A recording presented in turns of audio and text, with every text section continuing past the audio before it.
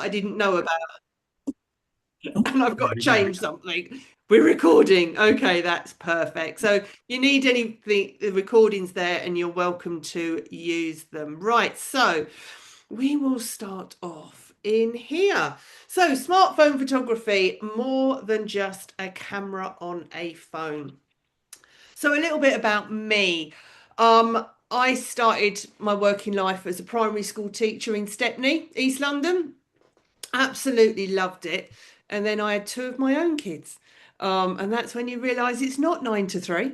And yeah, I had two of my own at home to look after. So I took the opportunity to retrain to be a photographer. It was always my first love, but it wasn't an opportunity growing up at the time to make it a career. So I trained with the Yerburys, Brett Hartness, Damien Lovegrove, trying to find my style of photography. What made me sing? What made me happy? I shot 3 weddings and I had a nervous breakdown at each wedding. I knew that that did not make my heart sing, and I have so much respect for wedding photographers. Um, Brides, babies, bluebells did nothing for me. And I sort of started doing corporate and commercial and beauty photography. And I ran my studio and on site work for 14 years. I then had a bit of a sort of eureka moment, really. I was doing a careers talk at a school. I mean, that's a laugh, me doing a careers talk. And this girl came up to me at the end and she was like, do you know what? I really want to be a photographer. I'm passionate about photography. She says, but I can't afford a camera. I can't afford the lenses. And I can't ask my parents either for a camera because we just don't have the money. So I said, well, have you got a phone? She's like, well, yeah. I said, well, has it got a camera on it? She was like, well, yeah. I said, well, you can be a photographer. You don't have to have all the gear to start with. Why don't you go out and find what you're passionate about? Find out if you like nature, if you like wildlife, if you like people, portraits, whatever. Without investing in it now, just use your phone. And she was like, well, you can't do that. I was like, well, why not? Camera's a camera, you know? And she went, oh, I hadn't thought of that. And that's when I started thinking, actually, how many other people out there would love to do photography, but think you have to invest in the gear at the very beginning. Go out there, get excited, feel proud of a picture that you've taken, and then it can lead on to bigger things. It can lean on to you investing in your equipment. So I started running some little workshops alongside my professional business. And I realised that I absolutely loved it. I loved teaching people just how to get a better picture of their dog. They didn't want to become the next ranking. They just wanted a picture of their grandkids or holiday photos. And I absolutely loved it. And 1st of April 2020, as you do as a pandemic has gripped the world, I rebranded my business to Jet Black Squares, where we solely just focused on the smartphone camera. And fast forward to now, I've got 16 people working for me around the country. I've got someone in Ireland, France, and New Zealand, all running workshops, just showing people how to get better pictures from their phone. And I think I've got the best job in the world, if I have to say. I absolutely love it. Now we've got this whole thing about the DSLR versus the smartphone, and oh my God, it's going to take over the world, and oh, it's a disgrace. Do you know what? You do you. There's no right or wrong to it. Nobody is going to end up losing their life if you choose take a picture on a DSLR, excuse me, a mirrorless or a smartphone. As long as you're happy and you do what makes you happy, that's the most important thing. But don't dismiss these little cameras in our pockets, because we used to have phones that took photos. We've now got cameras that make phone calls. And how many people go into the phone shop and they're like, right, I want the best camera out there. And luckily for me, no one shows you how to use it, which is why they come to me to go find out how to do it. So just a few little smartphone stats here. In 2026, it's estimated that 5.64 billion people will have a smartphone. Now, I look at that at 5.64 billion people who have a camera, and that excites me. 5.64 billion people who can take a photo of a sunset and go, oh, look, I took that. Or, all these people who can get the same level of excitement that we get when we take a shot that we, after, sometimes we take a lucky shot, don't you? You're like, oh my God, I got that. That is, how lovely is that? That we can share our passion with so many people. And it doesn't matter what you use. The fact is that we can share just the beauty of photography with so many more people now.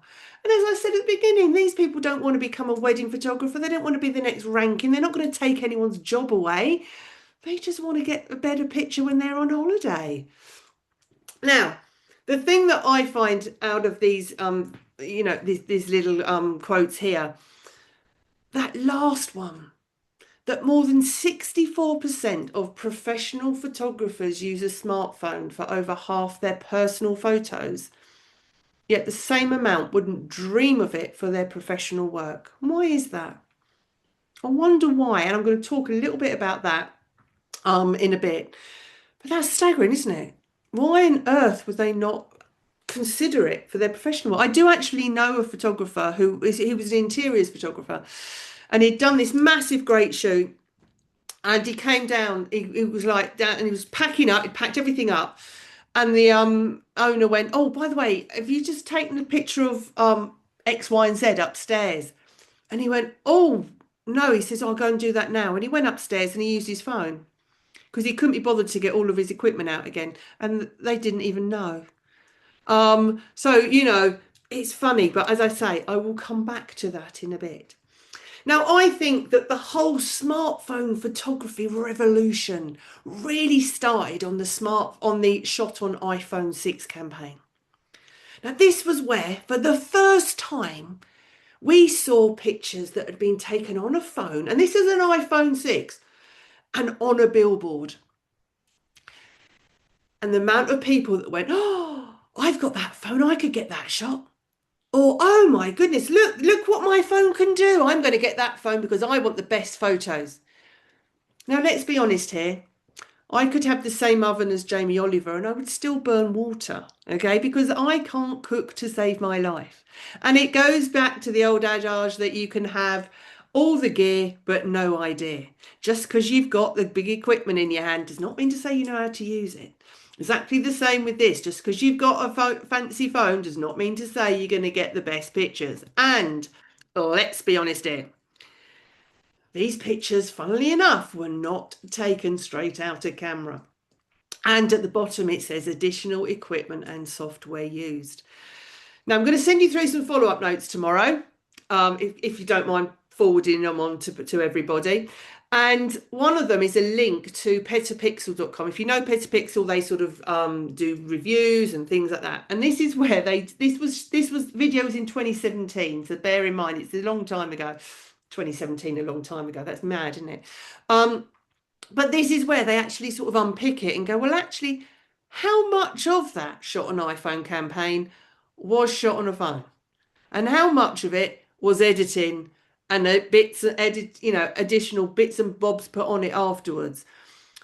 It's quite funny. Have a look, nothing comes straight out of camera and put back up onto a billboard, but there's a level of how much it has done and how much isn't.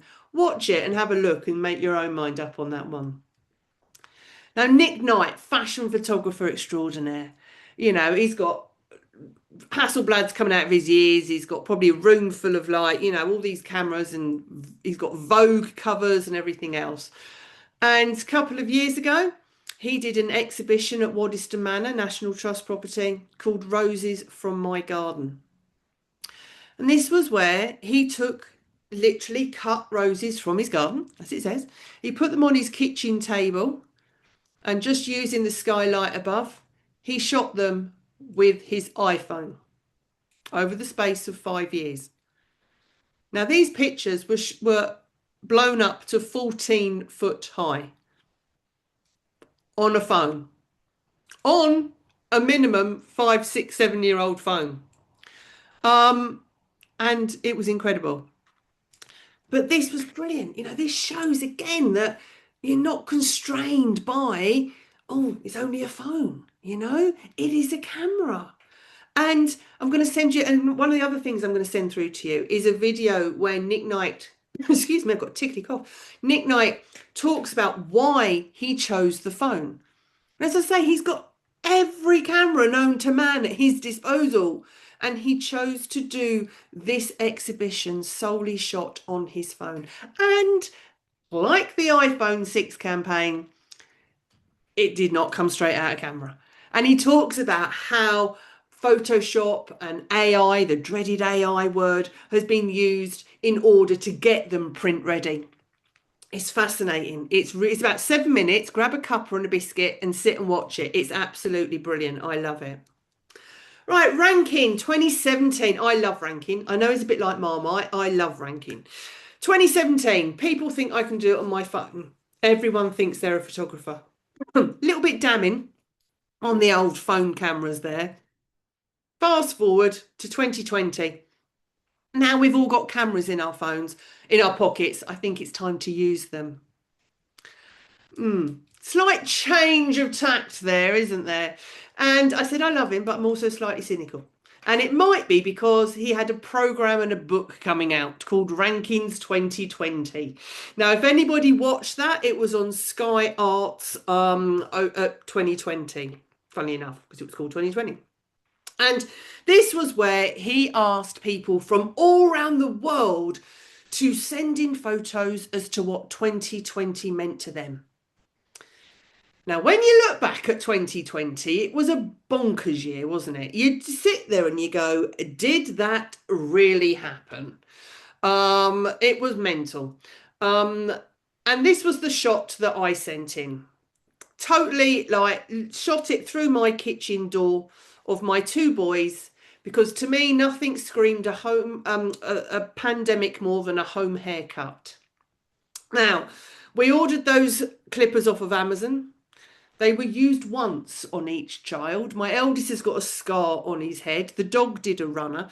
But this was the picture that I shot, because that to me just summed up the pandemic. You couldn't go anywhere. The state of my house as well was a nightmare. And I'm really proud because it did end up in Rankin's book, and it was a charity book, so it wasn't, for him or anything, but it was it ended up in there. But what I love about this book is I would say probably 75% of the pictures in there were shot on a phone. And I think that is because you don't plan it. You don't plan to take photos when you've got your phone. You are literally popping to the co-op for some milk. Or, you're on the bus going to work, or you're on the train station and you see a shot and you see the light glinting off of a window, or you see, something going on, the leaves or something, and you just take a picture. You don't plan it. How many times are you like, right, I've got a competition coming up, I have to go out, I have to do it, right, Thursday is photo day, that's the only time I've got, I'm going to go out and take photos on Thursday, and you've got your batteries charged and your memory cards and this, and you're out. And I think you put so much pressure on yourself that I have to get it done then. Whereas with a phone, as I say, it's with you all the time. You're out, you take the dog for a walk and you see a shot, you take it. And it frees you up. You haven't got this, oh, I've got to get it done. It's there. It's with you all the time. Now, sticking with ranking, if anybody watched the Great British Photography Challenge in 2021 on BBC4, unfortunately, they haven't done another series. I'm guessing it wasn't that popular. But it was a bit like Bake Off, but for photography. And basically, at the start of each week, they had a smartphone challenge. Which is brilliant. And the first week, they went to Brighton.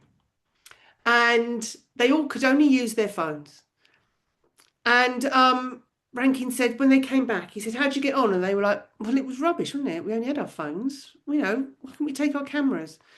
And the bit of advice that he gave, stop thinking of it as being a phone and start thinking of it as being a camera. And as soon as they had that mindset change, they became photographers again. You are a photographer, whether you use a mirrorless, whether you use a disposable camera from Boots, whether you use a Polaroid, whether you use a DSLR. You are a photographer. And all you do is you change the style of your shooting. You know, you're not a photographer only when you've got a big camera in your hand. Right? So it's getting that mindset change that actually I am a photographer. And it's exciting to go and try different things again. Somebody booked me a couple of years ago to do a Polaroid session with them. And I actually, because I had a Polaroid and they had their Polaroid.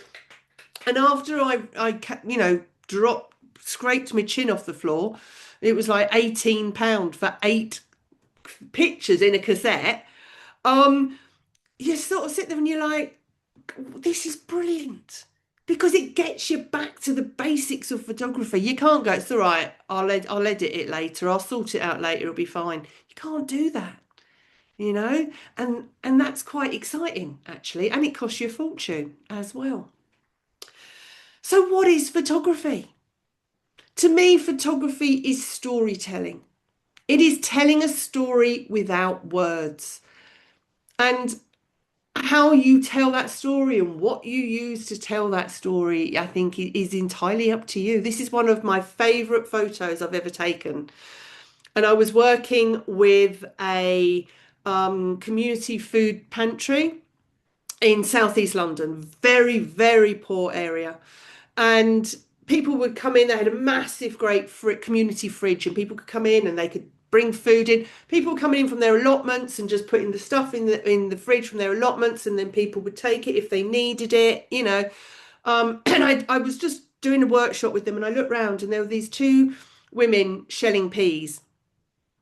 And I just looked at their hands, because you can see instantly that you've got 2 generations of people there working together, sitting together. You don't need to see the rest of them, because hands tell that story, don't they? And I think it is all about that storytelling. And as I say, this is one of my favourite shots that I've ever taken. Just the bridge of the generations that are sitting there together. And you can imagine the conversations that they were having as well. I bet it was brilliant. And again, you don't need to see the whole thing. And you know, it's exactly the same whatever you're shooting with, you know, tell that story. That's the exciting part. As I say, doesn't matter what you use. Okay, so I have an iPhone. Now I use an iPhone because I use a Mac, and they talk to each other, because I'm the biggest technophobe out. And if they don't talk to each other, I freak out. And I'm probably Apple's one of best customers, because they will say to me, oh, do you know what? If you leave Apple, then that's your life lost. And I'll go, I know, I'm so sorry. I'll stay with you, I promise. If I didn't use a Mac, I would have a Samsung quite possibly, or a Xiaomi, or they're all incredible cameras out there. But as I say, I have an iPhone. And what I'm going to do is go into my phone now. So if you have your phones with you, me 1 second, stop sharing there, share advanced. I've done over 200 camera clubs, and I still have to talk to myself whenever I switch between the 2. So apologies, think I'm absolutely mad.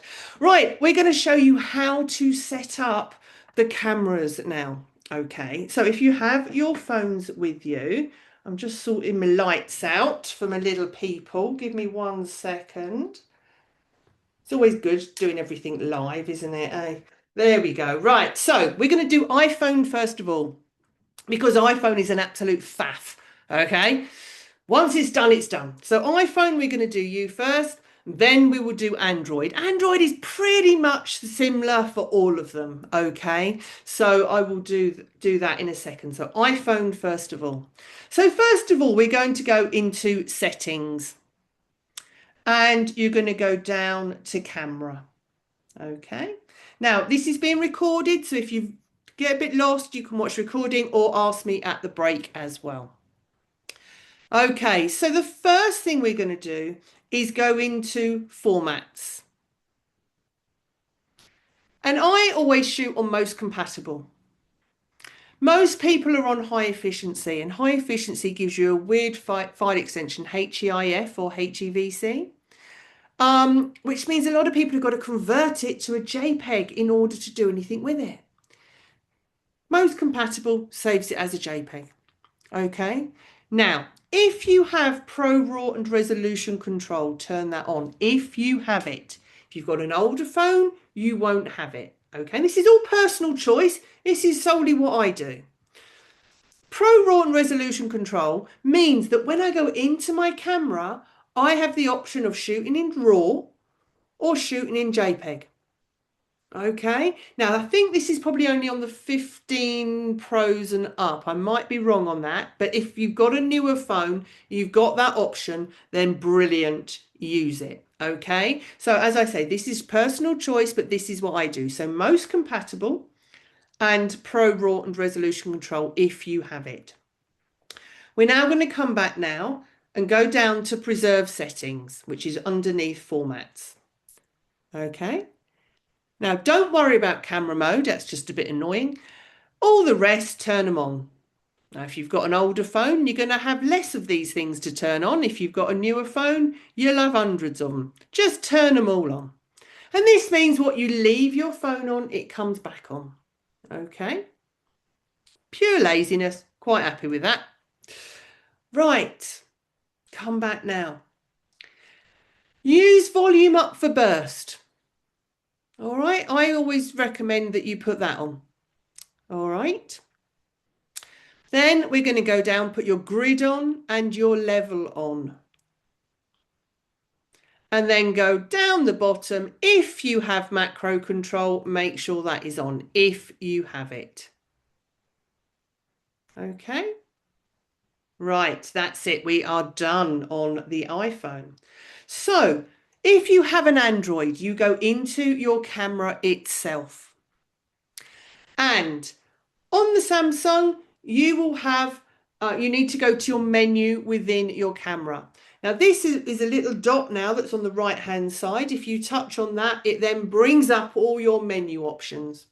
The first one on that is your menu that gets you into the back end of the camera, so to speak. So if you go into that, you'll go down, you'll find grid lines, assisted grid, composition guide, whatever version of words that it says, and just turn that on. That's all you've got to do.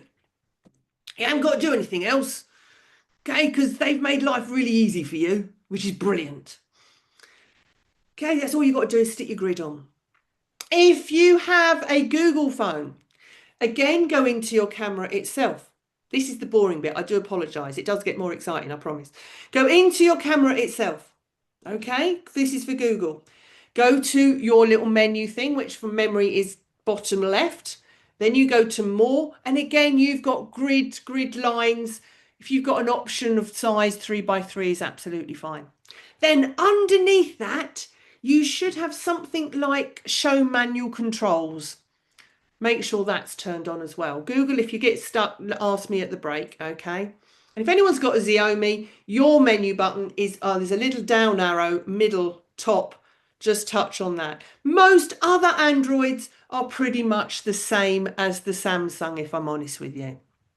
Okay, excuse me. So the first thing you see is that you have that grid on there.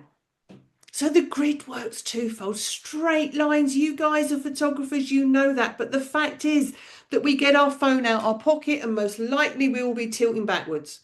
Just because of the nature of the way that we are holding it. Use that grid, especially for architecture, for those buildings, all right? You tilt it back, you're going to get your lens distortion. You're going to get that on any camera. But this really helps.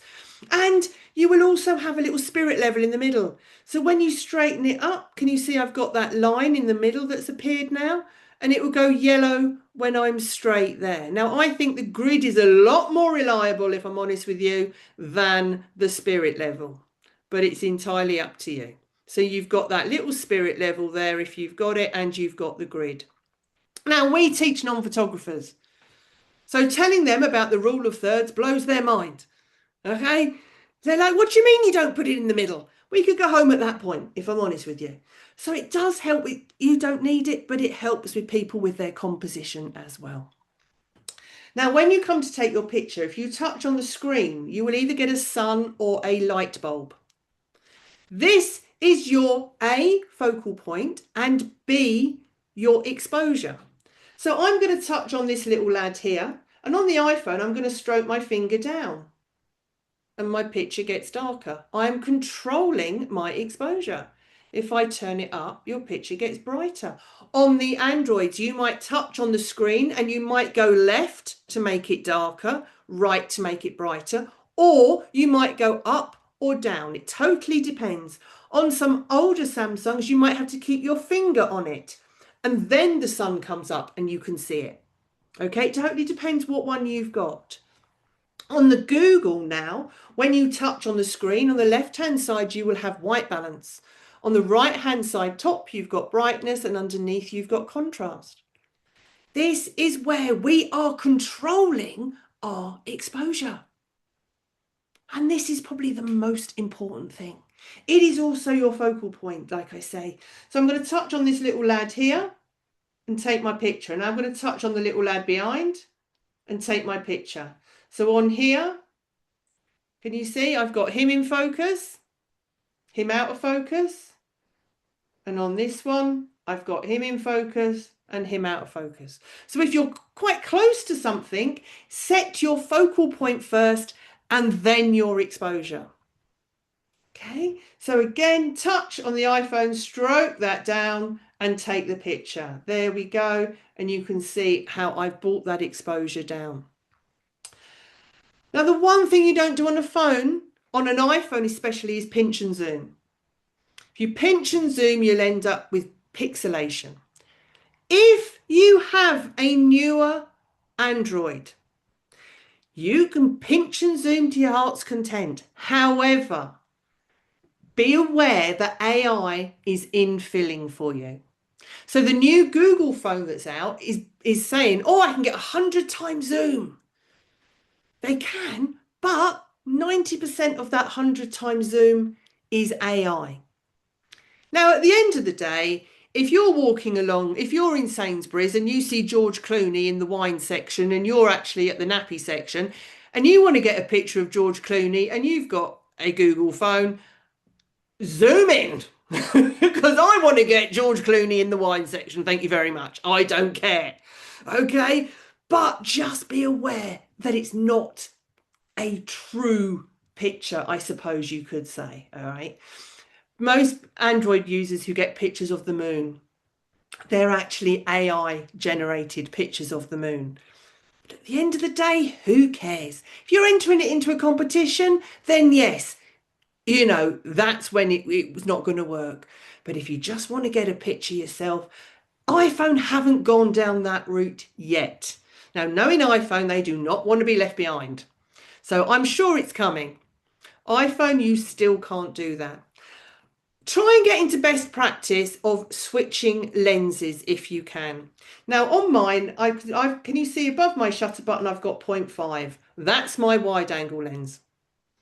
Number 1 is my normal. Now, can you see if I touch number 1, I've got 24mm, I've got 28mm, and I've got 35mm. So this is literally zooming in the lens for me within my phone. I then switch to 2 lens and I then switch to 5. I'm lucky I've got 5. If you've got the 17 Pro, you've got 8 times lens. Okay, I'm not jealous. I am jealous. I couldn't justify an upgrade.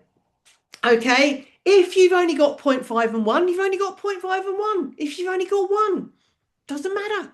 Adapt what you're shooting. Not the end of the world. Okay, so this is where, as I say, we switch our lenses. So with a phone, it is a different mindset.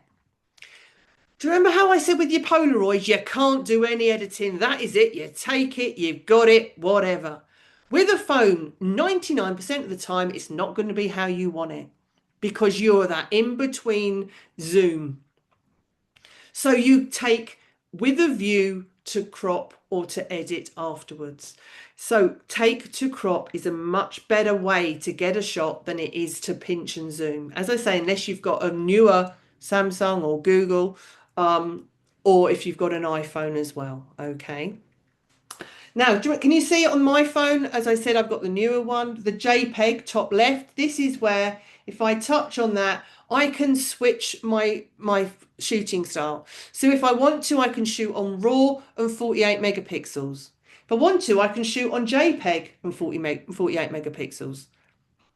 Okay, so can you see how I can switch between RAW and JPEG? Now, I'm not going to shoot in RAW.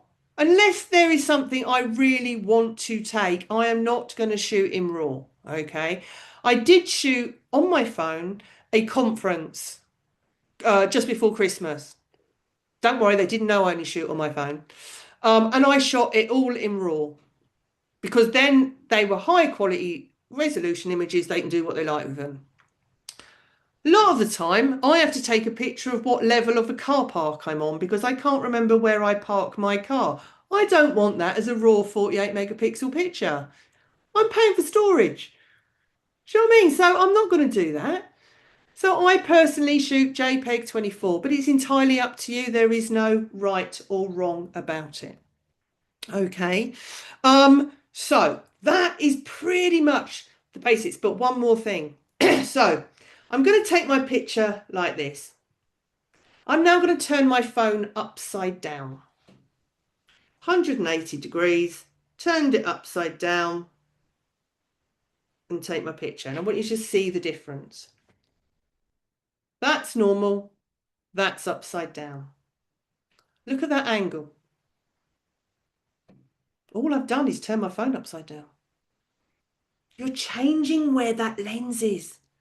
Okay, a really good habit, or just to get yourself used to it, is put your finger where your lens is and then just move your phone around, turn it upside down, move all over the place, and you'll see the difference that it makes. Most of my pictures are upside down, okay, because it will automatically right itself, but it gives you a different angle and it's great. I love it. Right, so as I say, if I didn't mention your make of phone or you got totally lost, then just ask me at the break and that's fine. So when I said you've got to, a lot of the time you have to crop. So it's spot the shot, crop the shot. It's having that in your head and not how I want it now, but I'm going to do this to it in order so that I can get the shot I want. So this was the shot I wanted. That was my original shot there. If I'd have zoomed in, I would have had to have angled it backwards in order to get it all in. So I find it's easier to shoot wide and then you can always crop it in when you need to.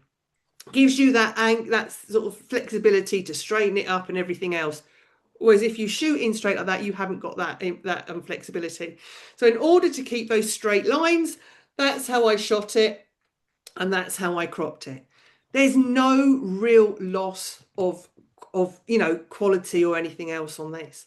Now this was shot probably 6-7 years ago now, so an old phone. And this was I was very lucky. This was in New York, and we were on a helicopter ride. I wish all my holidays were like that. They weren't. And you can see my feet hanging out the helicopter there. And this was the bridge there, Brooklyn Bridge. I think it was Brooklyn Bridge. And this was my crop. So all I did was straighten it and cropped it. Okay, and this was 6-7 years ago. So not a newer phone. Okay, but you can see the fact that the quality is there. Now this is where we're talking about that exposure and using that exposure. So when you see that light coming down and you've got that real contrast, if you touch, again, you would expose for the brightest part, expose for the sky, expose for the light, whatever.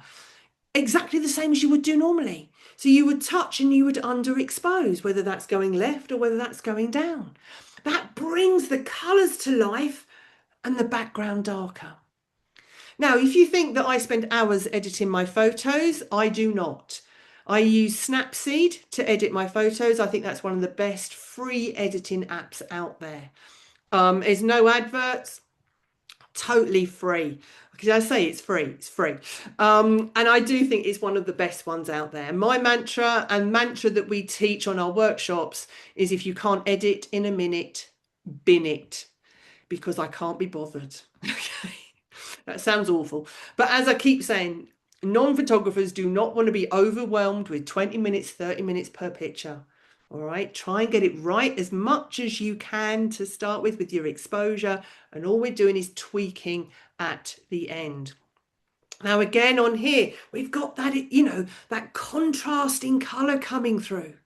So exposing for the the light, underexposing brings the colors to life, or the light to life, and it makes that dark background go darker. And this one here, so this poor lady, she jumped out of her skin. I go and teach in Greece every year for 2 weeks, running smartphone photography workshops out there. And this lady had just walked out with these 2 bottles of water, and I went, "Oh my God, just stop!" And she was like, "What?" I was like, "The light on those bottles are just amazing." And she thought I was mad, but it was okay. I did know her. But look how that light is coming. So we're exposing for the bottles, and it was just the sunlight, nothing else. Touch, underexposed. She's gone to a silhouette. We've got the lovely sunset behind us, and you've got the light coming through those bottles of water as well. Now, do you remember how I said we touch on, and for our focal point, we touch on our screen, yeah? If you keep your finger on that focal point for a second or two, on the iPhone, it comes up with AEAF lock. On this Androids, it comes up with a padlock, okay? On the Xiaomi, it comes up with AEAF lock as well. This means you've locked your focal point. So you can move around and you've locked it. So this is shot using the neck of a bottle of water. I chopped the bottle of water off, and I've got a neck, just the neck of the bottle of water. If you lock your focal point on St. Paul's, you then put the bottle in front of it and you can shoot through the bottle. It's a really nice way. Have you seen people who take pictures through, you've got holes in a leaf and you take the picture through there. Lock that focal point. Otherwise, the camera's trying to focus on the leaf or focus on the bottle, focus on this, focus on that, focus on that. And you haven't got enough hands or to sort it out. Lock that focal point.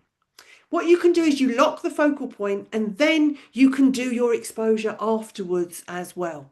Tip is, don't touch the screen. You literally go in and just stroke it down for your exposure, or stroke it to the left. Don't touch it first and then stroke down, otherwise you break the lock, if that makes sense, okay? But this is a great way to get some different shots that you can actually sort of shoot through things. Right, macro. Oh, macro is good. We like macro. So give me 1 second and I will come back into here. Okay, so on my iPhone, can you see I've got a little flower bottom left? That is my inbuilt macro. And a lot of, on the Samsung, you might have a macro. On the Xiaomi, you might have a macro. You go to your little down arrow and it will have super macro. It totally depends what phone you've got. On the Google, again, you might have a setting for macro. You need to see if you've got it, okay? Most of the time, a little flower will pop up and that is your macro. So I haven't got my macro on at the moment, but I'm going to turn it on now. And look at that. That is off. That is on. Now, can you see it's changing? It's moving because your macro is actually a close-up of your 0.5 lens. Just switched to that lens. Now it's only on the iPhone, it's only on the Pros, okay? And I think it's probably the same with Androids as well. Now what I'm going to do is get down here nice and close and look at that. Okay, look at that, yeah? So that is using, I'm very lucky, I'm using my inbuilt macro. And I'm going to go to my number 2 lens and I can still use it there as well. Now you go, well, that's not fair because I haven't got one of them. Don't panic, because we have these little clip-on macro lenses that are like £10. We sell them for £10, or you can get them off Amazon. It doesn't matter. I'm the worst salesperson in the world. I'm not trying to flog you anything. Now, what I'm going to do is I'm going to turn my macro off for this. And what you do is you put it on the lens that makes it blurry. That is as technical as it gets. The lens that makes it blurry. People have got these in their sock drawers at home, and they're like, I've got them given for me at Christmas. They're rubbish. They don't work. So what we're going to do here, we are now going to bring that down. Oh, put that on number 1. Bring that down, bring that down, bring that down. And there we go. So this is using a £10 clip-on macro lens, which if you haven't got an inbuilt macro, can still give you some cracking shots. So this is using the inbuilt macro. Okay, now what you'll see is you've got a real sweet spot as to what is in focus. A real sweet spot. Okay, and then the rest of it is blurry. With the inbuilt macro, everything is in focus. You see the difference, yeah? So sometimes I will use the clip-on lens. Sometimes I will use the inbuilt lens because it gives you a totally different look. But look at that. I mean, it's pretty good, isn't it? And this one's here just with, on my phone now. Whereas this one here, again, look at those little tiny hairs in there. Okay, so these are great ideas. Just get yourself some of these little clip-on lenses. We do a lot of mental health sessions for businesses, and this is where we give them these, and that people are like, oh my God, we are literally holding your breath. You're controlling your breathing to get the shot, because you've got to be so close. It's like using a fixed lens, basically, and you're going in and out trying to get it. Now, this shot here was shot using my inbuilt macro, the iPhone macro, okay? Because if I'd have got so close to it, that bee would have done a runner, all right? I couldn't get that close, so I used my inbuilt macro, and I got that shot there. This was shot using the clip-on macro lens. And you can see how we've got the little raindrops here, but everything else is going really, really blurry behind. Now, do you remember how I said go upside down? So this is upside down on macro. And you can see the bokeh effect in the background as well. So it will automatically do that for you. All right, so upside down, touch on your thumb thingy, touch on that and take the picture. It gives you that beautiful macro effect. And on this one as well here, okay? So upside down just saves you lying on your stomach, on the floor, in the woods. Just turn your phone upside down, touch on what you want to be in focus, and there you go, you've got your shot. Now this was shot using the clip-on macro lens. Okay, now if I'd have done that with my inbuilt macro, everything would have been in focus. All right, but I've got that. And again, I mean, if it's blowing a hoolie, don't even bother, because nothing will be in focus. All right. But you just touch on that and you get that in focus there. Now this is upside down again. Okay, so upside down, I've turned my inbuilt macro off, because if I turned that, did this shot with my inbuilt macro on, everything would be in focus. Whereas I want to get that, that layer of focal point. So you turn off the inbuilt macro, upside down, and I touched on the floor. That was my focal point, the floor. If I wanted the people in focus, I would have touched on them. Manhole covers. Oh, you'll never look at a manhole cover the same way. Love a manhole cover, okay? I know I need to get out more, but they give you cracking shots. Upside down on a manhole cover. This is up at Cold Drops Yard. Upside down, look at that light coming through. You've got that texture, and then you've got that beautiful blur going on behind you as well. And if you've got dogs or cats at home or anything, small children, Turn your phone upside down because you are now at their eye level. How many times do we take dogs and they're looking up at you like that? Just turn your phone upside down. You are now at their eye level. Okay, and you'll get so much nicer shots. And it saves you bending down. And I'm all for not bending down. And if you've got kids or grandkids at home and you want to get them excited about photography from an early age. Now, people say don't give children phones, and I totally get that.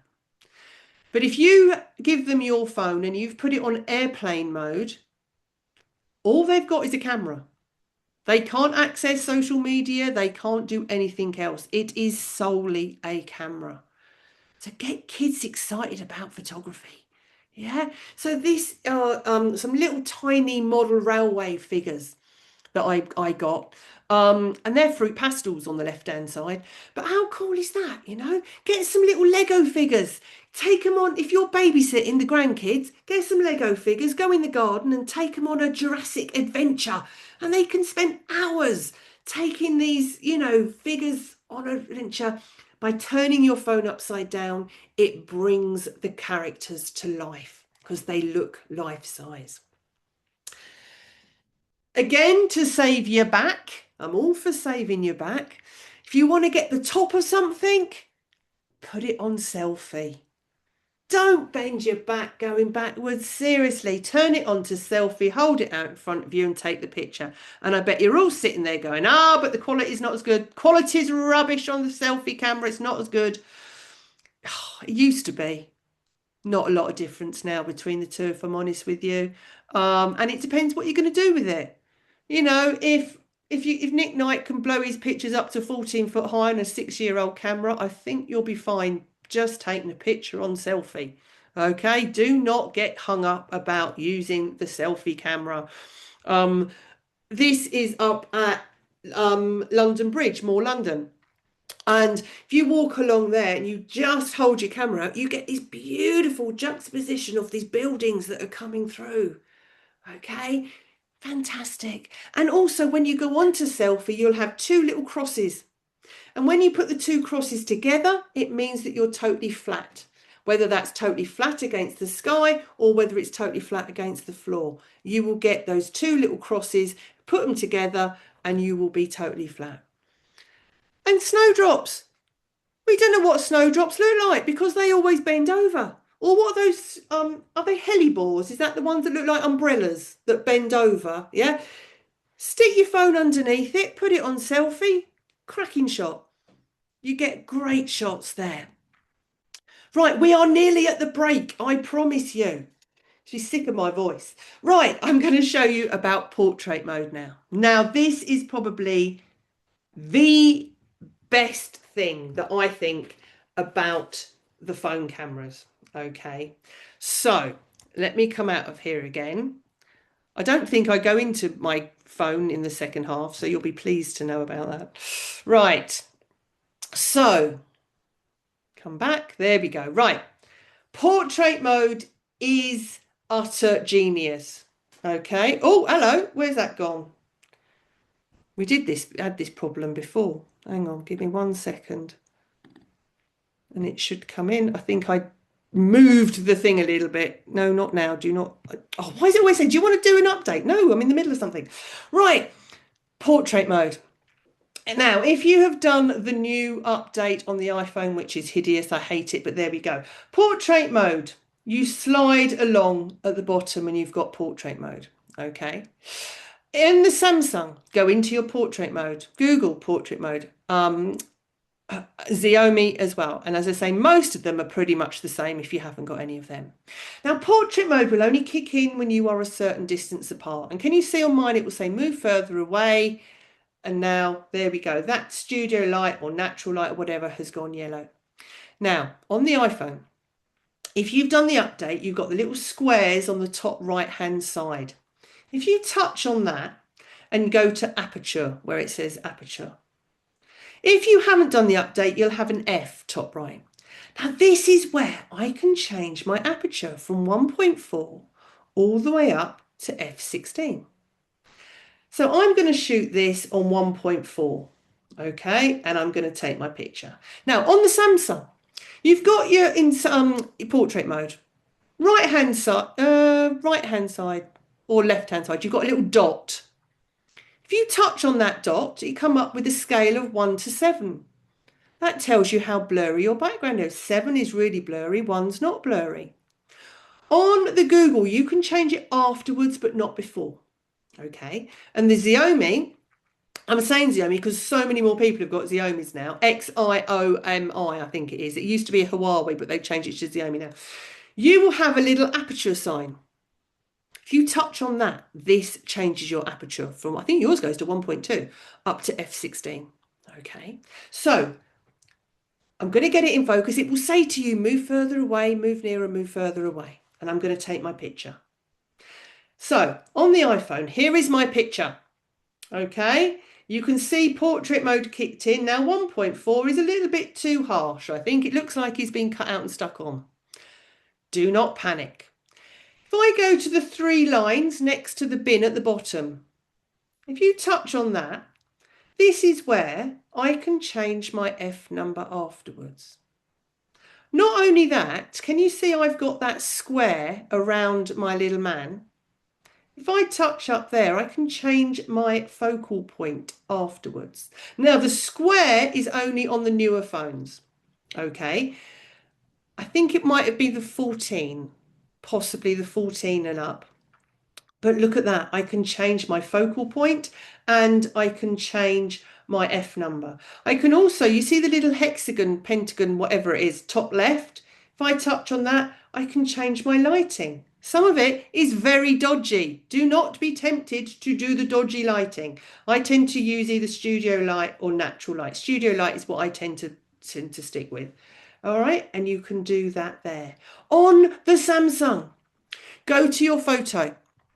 There are 3 options here, depending on what age phone you have. If you have an older phone, change background effect will automatically come up middle bottom. If it is not there, you might have an eye middle bottom. Touch on that and change background effect may turn up then. If that doesn't work, these are all in the notes, do not panic. If that doesn't work, you'll have 3 little dots on the top right hand side. This is for Samsung. Touch on that. Go to details and background effect will come up. And this is where you can change your background effect as well. You can change how blurry your background is. Okay. Google, you go to your photo, you go to the edit at the bottom and you find portrait blur and you can change yours there. And on the Xiaomi, you will have again that little aperture sign come up and this is where you can change it. You see how powerful this is. Okay, absolutely. It's so powerful that we can change these F numbers now, either before or afterwards. And so much so that I still do corporate photography on my phone. Absolutely no difference between using that and using a big camera. Don't, as I say, clients do know that I only turn up with the phone. They're not going to get freaked out when I don't. But yeah. Someone said, oh, but you know, they only wanted cheap photography. That's why they chose you. I was like, well, no, I still charge the same as anyone else. Why would I charge any less just because I'm not using a big camera? As long as they get the results they want, it doesn't really matter. Could you tell what these were shot on? Whether they were shot on a phone or whether they were shot on a big camera? You know, I doubt it. But these are all clients that I've taken. And for 2 years in a row, I went out to Turkey. And I was booked to take all the marketing photos for one of the biggest soda ash companies in the world, a company called We Soda. And these are some of their photos that I took for their marketing team. And again, all on my phone.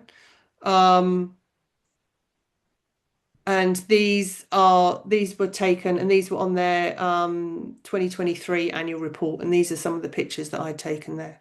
You can see how the image size that I can get. So back in the day, you know, you'd take a picture, wouldn't you? You'd have 3 pixels and you'd be like, well, funny story. It's actually a picture of a dog, but it's only 3 pixels. You can't really see it. Now, I think the size of these literally rival big cameras now. And There is an incredible photographer called Graham Smith. If you follow him on Instagram, he's brilliant. And this guy had put a post up about almost a fight that he was getting into. So he'd taken this beautiful photo in Madrid, and this boutique hotel had seen it and said, "Oh, can we buy it? We want it for our hotel." He was like, "Absolutely." So the whole step of the way, they had seen this picture. They'd seen it printed. They'd seen a copy of it printed before it was framed. He framed it, took it over, and he let slip that it was shot on an iPhone. And they refused to take the picture because it was shot on an iPhone. And he's like, "But you were happy with it before you knew it." And they went, "It's not a proper photo." That I can't get my head around that. Does it matter? Do you go into a restaurant and ask the chef what oven he uses? No, you don't. You know, as long as you're getting what you want, it doesn't matter what you use it. And this goes back to my thing at the beginning, where 64% of professional photographers wouldn't dream of using their phone. And I think it is pure perception, because you can see what we can do with these things, but it's the perception that you are not a professional photographer. And actually, that works in my favour a lot of the time, because as you know, most of London is private property now. Yeah, along the South Bank, private property. Royal Parks, yeah, shooting Royal Parks, you need a license. Not if you've got a phone, because I'm just a tourist. I'm only taking pictures of my friends. I'm only a tourist, just taking my picture of using my phone. They have no idea. I did a corporate shoot for these guys. They had done, they do like specialist glazing, and they'd done the glass for Lloyd's of London, and they wanted a picture of them in front of Lloyd's of London. And I got them on the steps, and the security guard came up to me and he was like, and I was like, "Oh, here we go." And he went, "It's all right, love, I'll go and hide behind the pillar.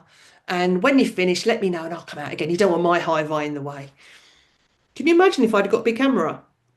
I'd have been like, "Oh, can't do that, private property." So actually, that perception works in my favour quite a lot, and I'm quite happy with that.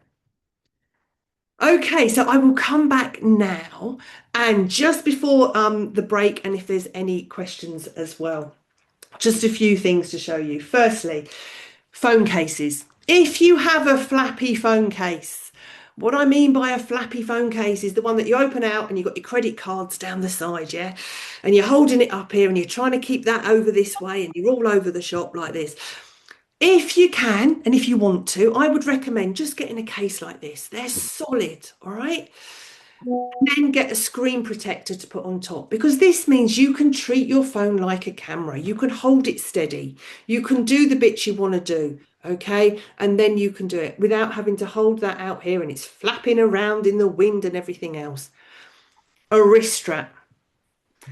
I do not, this is what we give everybody on our safaris, a wrist strap. And what you do is you put it basically through, you know, where you put your charging cable, or if you've got a little gap, you literally just put it through there and attach it to your phone.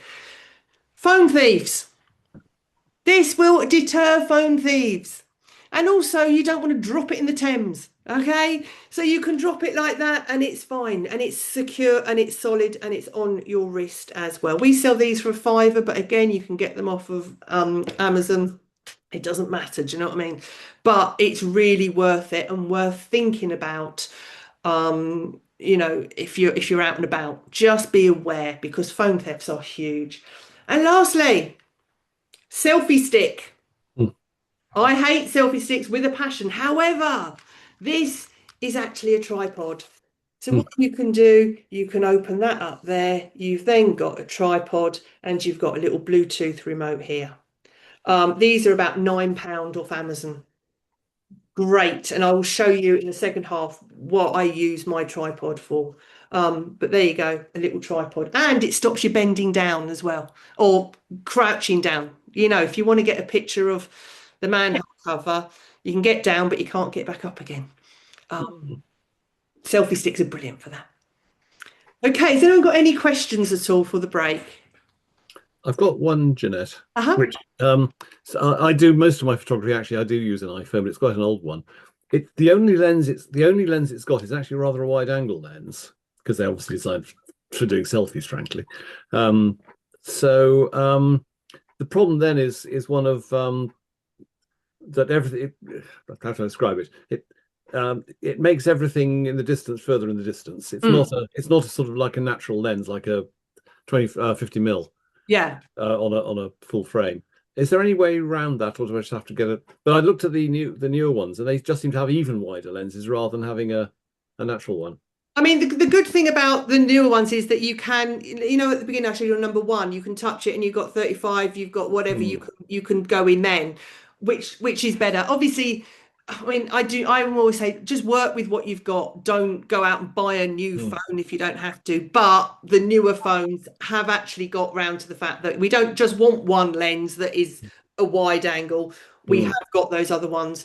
Yeah, I mean, I've the clip-on lenses for macros are brilliant. The clip-on lenses for anything else are absolutely rubbish. okay. Um, so I've never found a decent zoom one or anything. So again, I think it's a case of either biting the bullet and investing in a newer phone Mm, that does give you the option of the 35 whatever mil, 26 whatever mil. Um, and that does make a difference. It mm, seriously does. The newer phones do make a difference. And so again, I think they've realized that actually people are using these as a camera now and they're coming mm, around to that. I mean, the Xiaomi has got Leica lenses mm. and the quality on them is ridiculous. Yeah, I mean the problem I had was it was just doing a shot for a group I'm in, and it was the somebody was at the front doing a, a demonstration. I wanted to get the audience, but they looked like they were a million miles away. Yeah. So again, it's just adapting the way that you Mm. shoot and creative crop. Yeah. Okay. Thanks. Quick question from me. I assume you were using the wrist strap when you were hanging out of the helicopter. Oh, it was literally strapped to my body. Sorry, I thought I turned all my messages off. Apologies for that pinging. It's when you go in there, they literally strap you in because if you drop that, you're probably going to kill someone. The speed that's coming down. So yeah, you are literally strapped in. Your phone is strapped onto a body strap, a body harness thing. So it can't be dropped. But yeah, I was slightly worried about that when before I got on.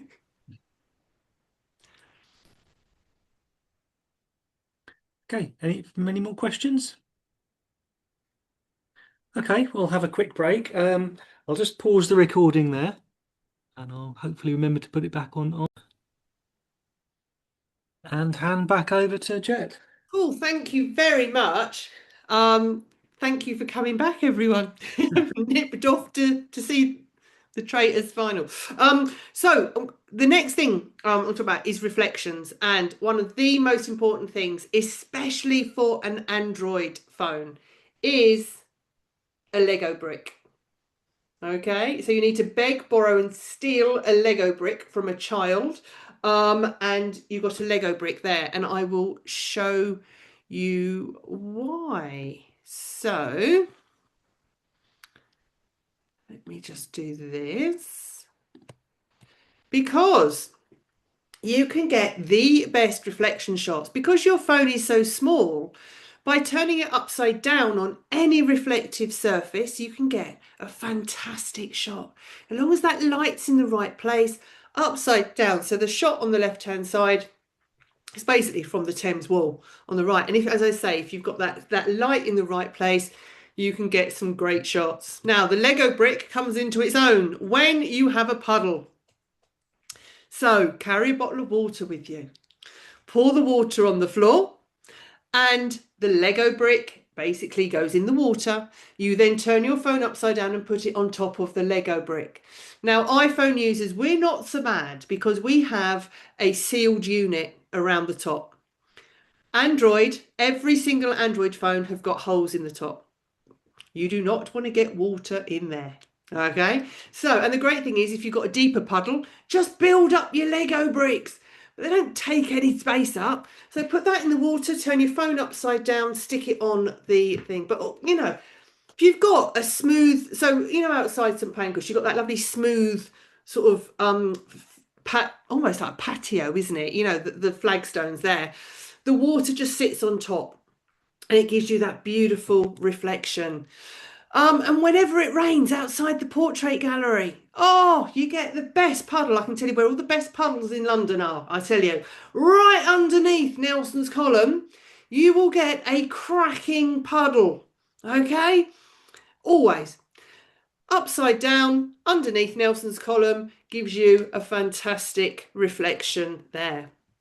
Now, this was used, taken years ago, using a stick-on mirror from Amazon. Now, these are rubbish. They don't stick to anything, okay? So don't look at the reviews. However, you get these little stick-on squares that you can put on the wall.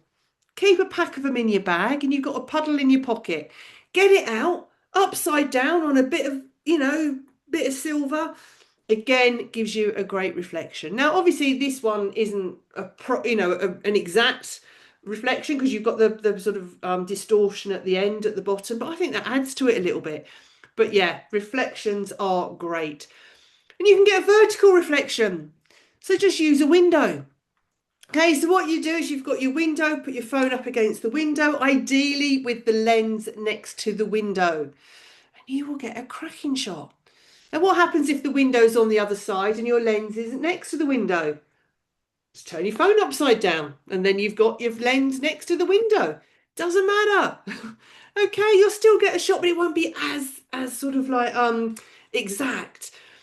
When you go up to London Bridge, Ernst & Young, their glass windows give you a cracking double shard. Okay, so just put it up against the window, gives you a great shot there. Now, I was saying about I love storytelling, and one of the ways I like storytelling is to look at reflections on a window. So don't look in them, look on them. Okay, that can tell you so much. So in here, we're in Chinatown, we've got the Chinese restaurant, and you've just got the lanterns that are on there as well. Now, one of my bucket list shots that I want to get this year is I want to go to Paris and I want to get a picture of the Eiffel Tower reflected in a coffee shop window with a little old man sitting at the window drinking his coffee. That's my bucket list shot. I've told my husband we're going to Paris, not for a romantic weekend, but so I can find a coffee shop where the Eiffel Tower is reflected in the window. But that's the shot. That's, to me, I say to everybody on our workshops, there are two types of photos. You've got a snap and you've got a photograph. Both are equally as important. A snap is your memories. That's what you go, oh, do you remember when Jack fell off his chair? We got a picture. It was so funny. Or a photograph is where you actually take time over. You seek out where the best light is and you take a moment and you take, you take an effort in it, make an effort on it. That's your photograph. Okay. They are so important though, both of them together. This is up just by, I think it's Butler's Wharf, and you've got an office there and that's just the reflection on the office window. There was actually a board meeting going on at the time, which was quite awkward at the time there. And this is Blackfriars Bridge, where you've got the reflection of the city on the train there as well. So just look, that's what it's about, just looking. Now, nighttime photography is probably the easiest photography to do on a phone. On the iPhone, I would recommend you turn your night mode off. Now, this is where, when it is dark, okay, if you say you've got a pair, jeans on or whatever, just put your phone up against the jeans. Now, if you haven't done the update, you will have a little yellow moon come up with 2 seconds, 3 seconds, 4 seconds. Just touch on that and it will turn it off. If you have done the update, on the right hand side you will have a little moon, and just touch on it and again that will turn that off. Android, your night mode is pretty good, if I'm honest with you. Again, when it gets dark, a little moon will pop up. You've got the option then to turn it on or to turn it off. I would always say turn it off. Most people say They're getting rubbish photos at night time because it's giving you that 2 seconds, 3 seconds, 4 seconds exposure time. Now, which is great if you know you're not going to move, and it's great if you know your subject's not going to move. But if you're just taking a picture quickly, you will get a blurry picture. Okay, so turn it off. You don't need it. And you do exactly the same. You touch and you underexpose and you take. This is Westminster Bridge. From underneath Westminster Bridge on the south side, and you've got that lovely line coming across there. Didn't want the Houses of Parliament in, crop that off, but that's the light there that you've got there with that night mode off. Now, with any photographer, any camera you're using, you still need that light source. Now, we haven't got the option of having the big old lights coming down if we want to. So use that light source that is there. If you do want an additional light source, don't use your flash. Flash is hideous. It gives you a flat, horrible light. If you do want to add a little bit of light on, either use what light's available that you can, or use someone else's phone as a torch. And that will give you that lovely light, and you can move it around, but it's not that horrible flash that gives you that light there. Now, this is where I did turn my night mode on. This was taken in Greece last year. Okay, and I used my little tripod that I showed you, and I set the tripod up and I put the phone on there. And when you're on the iPhone, when your phone is on a tripod and you've got a newer phone, it will automatically give you 30 seconds exposure. So this was taken using 30 seconds exposure. So I put it on there. I used the Bluetooth shutter to set it off and just left it. And I was actually with an astronomer at the time. She was doing astronomy out, and I was running smartphone photography workshops. You see the line at the top, on the top left-hand side? That is a shooting star. The bottom, can you see that line just along the bottom on there? That's Starlink. And she told me that you could see the difference because when the shooting star, it gradually fades out at the end, whereas the one at the bottom, you can see when you zoom in the individual almost Starlink things. That is mad from a phone. I can actually get the Milky Way from a phone, and that's not AI because I don't think they've got that. But again, this is another one here that you can get. So Northern Lights, stick it on a tripod. Turn that night mode on and touch the shutter. As long as you're not holding it, it will give you those beautiful lights there. Motion blur. Motion blur, it takes a bit getting used to, but once you've done it, it's great. So we've got Mr. Domino's Man going from left to right. What I'm going to do is touch on Mr. Domino's Man. On the camera, I might add in case I get arrested. Touch on Domino's and you follow Mr. Domino's the same speed that he is cycling, and then you touch your shutter and you keep moving. Don't stop. So touch exactly the same as what you would do with a big camera. You half press down on your subject, you follow, take the picture, keep moving, right? Exactly the same with your phone. Touch is almost like throwing a fishing rod out and you're grabbing hold of him. Touch, follow, touch your shutter, keep moving. That means you're dragging that shot. You're dragging that background, but you've got him nice and in focus. So skateboarders, best place to practice is up at South Bank on the skateboard park. They love having their photo taken. Touch, follow, take, keep moving. It gives you that beautiful drag behind you. And this was taken at Silverstone, I think. Excuse me, that's my original photo, and that's the shot there, and you can see you've got that drag going on behind you as well, but the car is nice and in focus there. Now on this one, I didn't want to have the motion blur. I wanted everything in focus. So for this one, we touched on the canoeist, we follow, then stopped and took the photo. Okay. The reason why I basically tracked them is because I didn't know what was going to happen. If something happened over there and I suddenly went, oh, I took the picture, missed it. So again, you touch and you just follow and you're tracking them, and when you get the right time to take the picture. Okay, but on this one, I stopped and took the picture instead of kept moving, and that will give you everything nice and in focus. Long exposure. Now, you can do long exposure on the iPhone inbuilt. You can do it on the Xiaomi. You can do it on some Googles. Samsung, if you have an S24 Ultra or 25, or basically a new phone, then you can do it during the day as well. Otherwise, you can only do it at night time. So Androids, apart from the Samsung at the moment, you will have a dedicated long exposure. Go into that, okay? And that will give you long exposure. The tip is you keep still when you are taking it. On the Samsung, if you have a new phone, you will have a little video icon on the top right-hand side. That is your motion photo.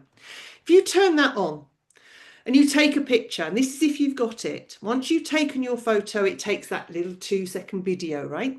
You go to your 3 dots, you go to details, and long exposure will come up. Now, this has literally only just come in last year.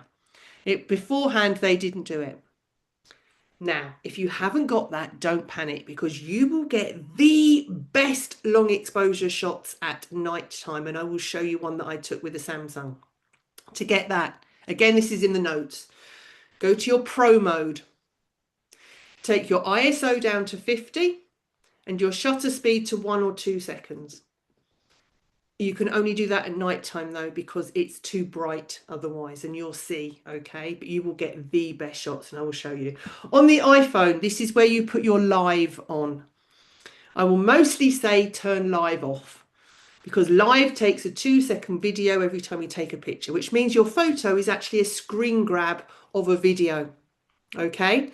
And what you do, it's probably easier actually if I show you, rather than trying to explain it on the iPhone.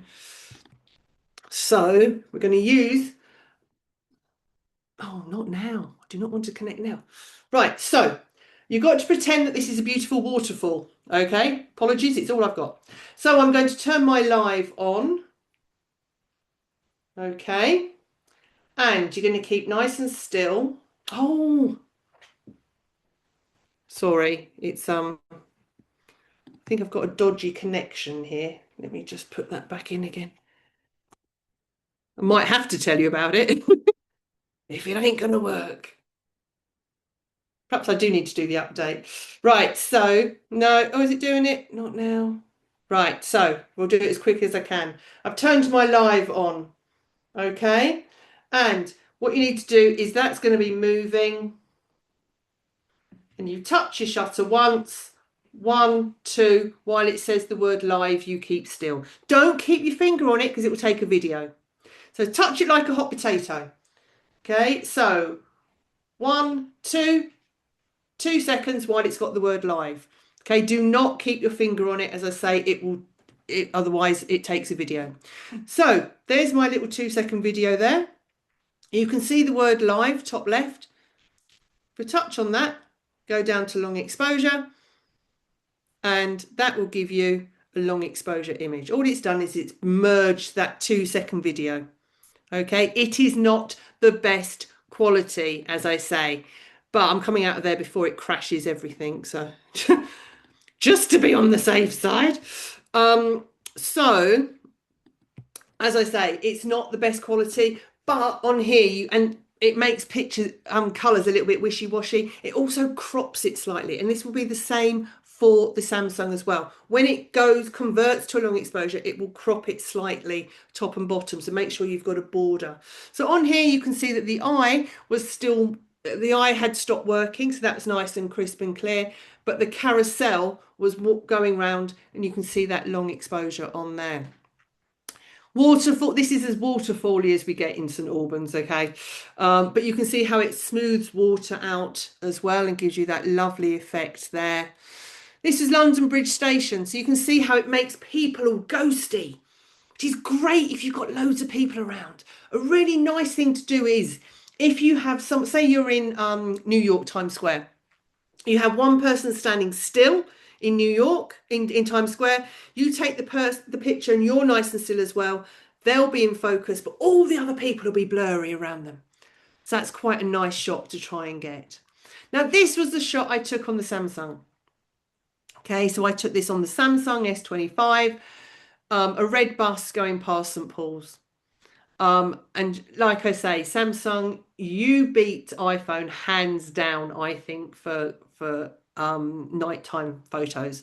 I personally think you've got the best photos for nighttime. But yeah, look at the vibrancy of that colour there. So that's I think that's a 1 second exposure there of a bus going past with St. Paul's behind as well. Sunsets and sunrises. This is where you underexpose. Okay, bring that exposure down. And then you can lock your focus, you know how you keep your finger on it and you've got AEF lock, or you've got your padlock, lock it so you don't have to keep going touch on expose, touch on expose. Your focal length's not going to change because you're looking at the sky. Okay, so bring that exposure down and that will give you that beautiful colours coming through with that sunset. Please do not take your phone underwater. I am saying this to protect my insurance. But Jeanette said you could. No, I didn't.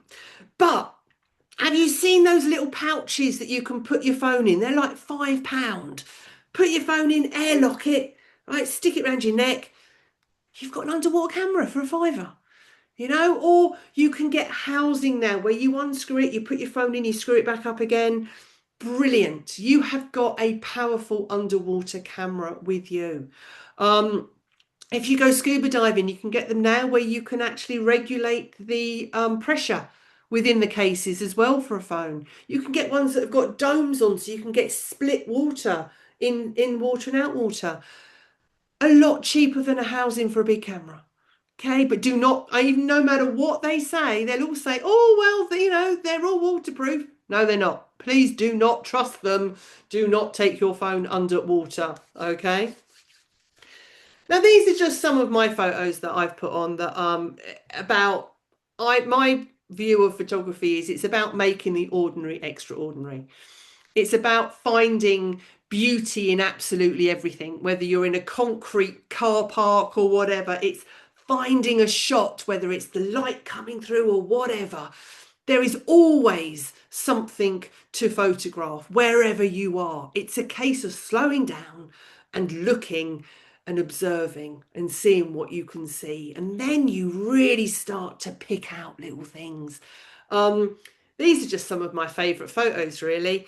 I know the technical term of street photography is it has to have a person in it. I think it's got a street. It's street photography. Whatever. I've never entered a competition in my life. I'm not good enough. I take pictures for me, you know, and I take pictures for what I like. So these are just some of my favourite photos, as I say. So this here is, there's a light tunnel just underneath Liverpool Street Station. So that's there. I think I'd stopped to do my shoelace up or something, and I just saw this guy coming round, and I thought, oh, that will look nice as a silhouette. And I just waited, and he took a drink at the right time. All my shots are lucky shots. I never plan anything. Now, this was taken using burst. Now, burst before, you know, when it goes machine guns the pictures, right? Burst a few years ago was rubbish, and the chances of you actually getting anything in focus was very remote. It has changed a lot, and I did this on burst. And what I did was I literally touched on these. It was weird. It was up in London Bridge. This was, and it was like a brand activation thing. And they started on snow, went on water, and ended up on snow again. It was very weird. Touched on the guy, and then what I did was on mine, I touched my up volume button because I'd turned it on at the beginning. You can turn it on to touch your volume button, or stroke your finger to the left on your shutter button and it goes da da da da da da da. On the Android, you either stroke it down or you stroke it left. I don't like doing that because sometimes if I'm a bit heavy-handed, I go into video. So I prefer to touch your shutter up, your volume up button. But make sure in those settings at the beginning you have volume up button for burst. And everything is pin sharp. So I'm dead impressed with burst now, okay? But this was done on a burst. and it just chose the picture I wanted. This was, again, right place, right time. Olympiacos was over playing Arsenal last year, and they were all up in London, the Olympiacos fans, and then they walked down past the Ritz to the train station. The atmosphere was incredible. There was no trouble, nothing. And again, it's just being in that right place at the right time. Again, this is another one of my favorite shots that I'd taken. This poor guy, he's the guy who plays the bagpipes outside the Houses of Parliament. And it was one of the hottest days of the year last year. And thank goodness he's got his sporran where he has his sporran. Otherwise, that would have been not pleasant. This was shot in Brighton at sunset, and I just loved this lady's hair. It was just incredible, and the fact that she was against the sunset as well, yeah, just looked brilliant. This is up at Chinatown. This was where my inbuilt macro kicked in, and you've got the condensation on there as well, so you're just focusing on the condensation, but you can see what's going on behind as well. This is behind Farringdon Station every autumn. The trees drop and you've got the beautiful yellow leaves, and then you've got the black tarmac and you've got the yellow line as well, and it just works. So I take quite bonkers pictures, but they're ones that I like. Now there's 4 of these pictures, I think. Lockdown London. This was one of the times that I actually went up to London to photograph for a purpose. Normally all my pictures are when I'm going from A to B and I just take the pictures, or I'm on a workshop. These were when I actually went into London. I was legally allowed to go. I wasn't breaking any rules. But I wanted to experience it. I wanted to know what it was like. I'm sure you guys did as well. You went, to see what it was like. So I'm not going to talk through these, you'll be pleased to know, because the thing that struck me the most was the silence. It was totally silent. There were no sirens, no buskers, no people, no traffic, no nothing. So I've got the date and the time at the bottom and where it is. So as I say, these 4 pictures, I will just let them roll so you can experience the silence as well.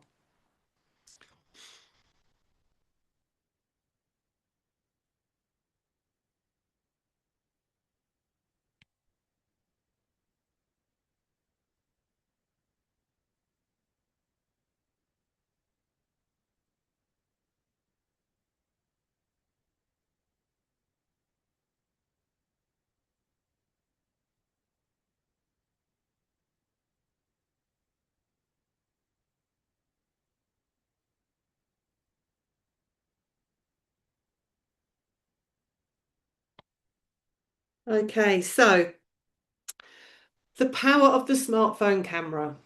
And I think the pandemic really highlighted that actually. When Prince Harry and Meghan announced their pregnancy, their photographer, Misan Harriman, was in the UK. Harry and Meghan were in California. Misan Harriman took these pictures without taking his slippers off. The way he did that was remote photography, remote shooting. Now, there used to be 2 apps. I don't know if there are still, there are probably more now. One's called CLOS, CLOS, which is iPhone to iPhone or iPhone to iPad. The other one is called the Shutter app, which is for any phone. And it's basically like a Zoom invite. So I've got my friend in Australia and I say, oh, Michelle, can I take some photos of you? She's like, yeah, of course you can. I send her a CLOS invite because I know she's got an iPhone. She accepts. I now have control of her camera. I'm in the UK, I touch on my screen, I underexpose. Her phone in Australia underexposes. I touch my shutter, her phone takes the picture, it goes up into the cloud, I go into the cloud and bring it down. That's nuts. That blows my mind, how that actually works. I can't get my head around that. These pictures were shot on Prince Harry's iPad. So they were not only shot remotely, but they were shot on his iPad. Okay, and they went round the world. It's madness. And during the pandemic, Bella Hadid did, they called it a FaceTime campaign. It was a CLOS campaign. I'm pretty sure it was CLOS. she did a fashion thing for Jacquemus, a big campaign, and literally it was just her and her phone and the photographer taking the pictures and directing as well. Again, it's mad that you can do this, but this is how during the pandemic they were still getting content, because they were sending online makeup tutorials, sending the clothes to people's houses, and they were doing it that way. And it has sort of almost stayed for some things as well. And there is a fantastic photographer called Tim Dunk. This poor guy, he doesn't actually know that I've got him in my presentation at all. And he's probably had every camera club go, do you do a talk? Because we want to talk on you. So if you do get in contact, please apologise on my behalf. But I think it was last year or the year before, he did a project. One photographer, one day, 50 people in 50 states. And he shot that remotely from his home. And look at these pictures, aren't they incredible? And they were all shot on phones and shot remotely as well, which is brilliant. So these are just some of the apps that I use.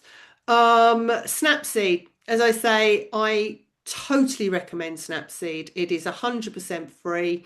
There is no, the pictures are stored on your phone. They're not stored on an external server. There's no adverts either. We teach this to all of our people on our workshops. Basically, if we showed them Lightroom, they would freak out. I freak out at Lightroom. Never mind about non-photographers. So we show them quick tips and tricks. If you're happy using Lightroom, use it. If you're happy using something else, use it. This is just what I use. And if you haven't tried it, try it, because it is one of the most intuitive apps around. As I say, it's totally free. Doesn't cost anything. Image size. I will send through some Snapseed notes as well, so that you can see what it can do. Image size, if you want to change the size of your image, centimeters, inches, DPI, whatever, that's a really good one you can do there. Reheld and slow shutter are both iPhone long exposure. If you want something on the iPhone more than 2 seconds, slow shutter is brilliant. I prefer slow shutter over reheld, if I'm honest. Slow shutter, I think it's about £2.99 for the app. It's brilliant. You can do ICM, you can do long exposure, you can control your ISO, you can control your shutter speed. I really like it, actually. It does brilliant if you're standing on a motorway bridge. You can get some great long exposure of lights going past. As I say, just if you want more than 2 seconds. There are Android options out there as well. There are loads of them. Okay, so just see what one you want. And Project Indigo, I haven't really got to grips with it, if I'm honest with you. It's basically using AI for the iPhone. So you can zoom right in and get to the top of a building. I'm not too impressed with it at night time. I think it's still in the trial stages. They're still trying it out. Yeah, I'm not too impressed with it at the moment. Oh God, there's probably someone on here who's developed it. I apologise if you do. I'm sure it's fabulous. And Logolicious. If you want to put your logo on anything, I don't bother. But if you want to, it's a really easy way to put your logo on your pictures. And lastly, where else can it go? There's only so much we can put in these little things, I don't do video at all. I've got other people who teach video for me. But when you think that the latest Danny Boyle film, 28 years later, was shot on 72 iPhone 15s. Now, look at the size of that lens. That ain't just a normal lens, is it? Do you know what I mean? So it has, going back to this shot on iPhone campaign, yes, additional equipment and software has been used a lot. But the fact is, it was shot on iPhones. That's amazing, isn't it? The fact they've got that technology to do that. And Ed Sheeran's latest music video was shot on an iPhone as well. And the reason why I love this, because it goes back to what I believe in with jet black squares. And that is that last sentence there. It could potentially make the filmmaking process more democratic, allowing a wider range of creators to explore new techniques. It's giving young people who are making videos in their classrooms, in their bedrooms, the opportunity now to actually get into an industry that they want to, if they are from a demographic where they can't afford the big equipment and the big video cameras. They can do it on their phones and they can start from there. And that's what makes me very excited. Okay, so thank you very much. And if anyone has any questions at all, please let me know.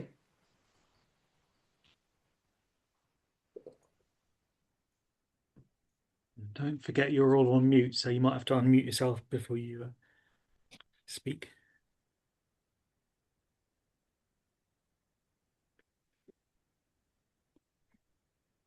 I think you've overwhelmed us.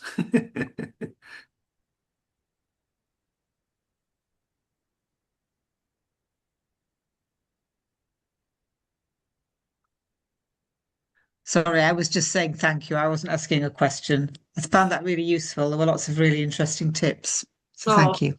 Thank you. Thank you very much. Right. As I said, I will send through those notes for you tomorrow, and those little links to those videos as well. So, and any questions, just drop me an email. Brilliant. Can I just quickly ask, when you do live view, and I used to be able to find it when you get all the options on blur and all the other things, and I've forgotten, you did go through how to do it. You know, you've shot it in live view and then you can change it to blurry. You can't long exposure. Yeah. So if you take it in live on an iPhone, Yeah. You take it on live, go to your photo. Yeah. Top left, you've got the word live. Yeah. Touch on that. And that's where it is. It could have a drop down. Yeah. Okay, so can you say that again? So you take it on live. Yeah, and then you go to your photo, and then top left of your photo, it says the word live with a little arrow. Yeah. Touch on that. That will take you down to that option to the drop down. Great. That's great. Thanks. I don't know if you mentioned it already, but one thing I found out recently is one of the latest Samsung updates. It's very well hidden in the camera apps, but there's now a virtual neutral density filter option for doing long exposures during the day. Oh, is there? Yeah, you have to go into expert raw mode, and then there's a little test tube icon, which I think takes you to experimental features, and it's in there. Oh, thank you. Because they have got it now where, as I say, if you've got that little video icon, you can do long exposure during the day now with that. Yeah, it's just you made me think of it. I just suddenly realized I'd read about it. I haven't really tried it yet, but yeah, brilliant. And I've got an older Samsung, so it does work on older Samsung. Brilliant. Thank you so much. Because you never used to be able to do it, and it was so annoying that you could get cracking ones at night time, but not during the day, and it was so annoying. Any more questions? Okay, well, thank you very much for that, Jeanette. That's a lot of information there. I think it's a good suggestion that we should record it, because I think everyone will be going back through and extracting all the bits that they want to look at. You've certainly made me look at my phone again, because it's one of those things, you look at your phone and you think you know it, you think you know the camera app, but because they update all the time, you go back in and look at some of the options, and there's 100 more options than you realize were there before. So I think it's probably going to encourage a lot of people to go back to look and see what they can do. So it's very interesting. Also, I think as we're trying to encourage more members into the club, and I think, we can use this sort of information to say, well, you don't need a flash camera to come and join us. You can learn on a phone, or even continue using a phone. So that's been absolutely fantastic. And I think the other thing that came across is your enthusiasm. So I think that's a great selling point, and you've certainly sold it to me to go and try some more things. So thank you very much. Oh, well, thank you so much for having me, everyone. I really do appreciate it. And any questions, please just drop me a line. Will. Burgess going to just put in a plug before we finish. Yeah. Not yet in our newsletter, but already on the CACC website is the programme and the poster for the CAC's Rose Bowl Day, which happens on the 26th of April.